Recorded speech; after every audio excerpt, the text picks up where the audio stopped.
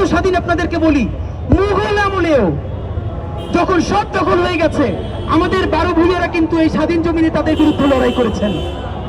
তারা কিন্তু বুক চিতিয়ে লড়াই করেছেন, এই ঢাকা কারো তাবেদার হয় নাই।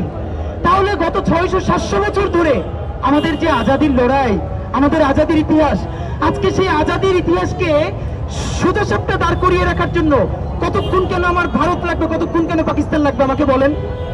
আমাদের সবাইকে লাগবে, প্রতিবেশী হিসেবে, প্রভু ছাড়া আর কাউকে লাগবে না।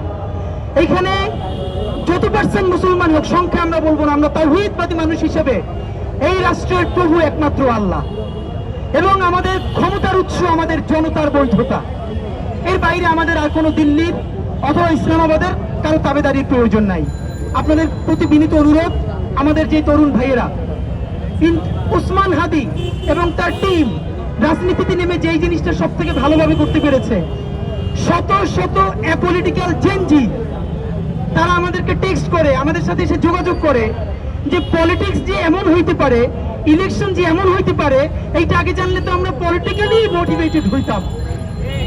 যাদেরকে অ্যাপলিটিক্যাল পোস্টেড হিসেবে ট্রিট করা হয়েছে, তারা এখন আলহামদুলিল্লাহ পলিটিক্যাল হয়ে উঠছে।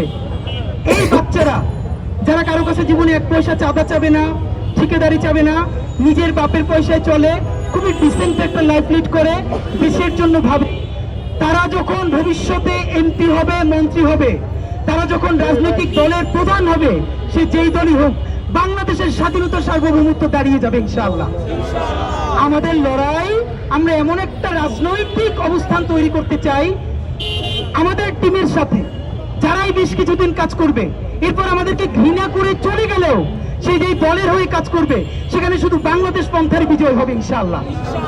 সুতরাং আপনাদের মাধ্যমে এবার আমার প্রার্থী মির্জা আব্বাস ভাই, জামাতের অ্যাডভোকেট হেলাল ভাই, দুজনেরই বড় বিলবোর্ড আছে এখানে, তাদের চোখে পড়লো, আরো ভালো লাগলো। আপনারা দেখেছেন যে আমার সাথে যারা সেলফি তোলে, ছবি তোলে, এটা আমার জন্য আনন্দের যে মানে একটা ছবিতে 3 জন প্রার্থী অন্তত পাওয়া যায় আলহামদুলিল্লাহ।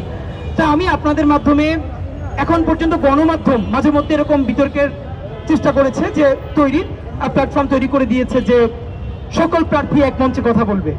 তো আমি আপনাদের মাধ্যমে বিনীত অনুরোধ করতে চাই, আব্বাস ভাই, হেলাল ভাই, আরো অন্যান্য যেসব প্রার্থী আছেন, আপনারা চাইলে, আমি ছোট মানুষ, আপনারা যদি আমাকে সহযোগিতা করেন, ঢাকা 8-এর 9টা ওয়ার্ডে আমরা পাবলিক পার্লামেন্ট করতে চাই। আমরা সবাই প্রার্থীরা একসাথে দাঁড়িয়ে থাকবো, এরপরে জনতা এসে যে কোনো প্রশ্ন আমাদেরকে করবে, একই প্রশ্নের উত্তর আমরা সবাই মিলে দিব। এবং আমি আশা করি এটা নতুন একটা ডেমোক্রেটিক জার্নি শুরু হবে।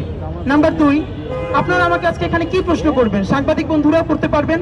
আপনাদের প্রশ্ন শেষ হলে প্লিজ সামনের জায়গাটা একটু ফাঁকা করে রাখবেন, যে কোনো একজন এসে যাতে প্রশ্ন করতে পারে।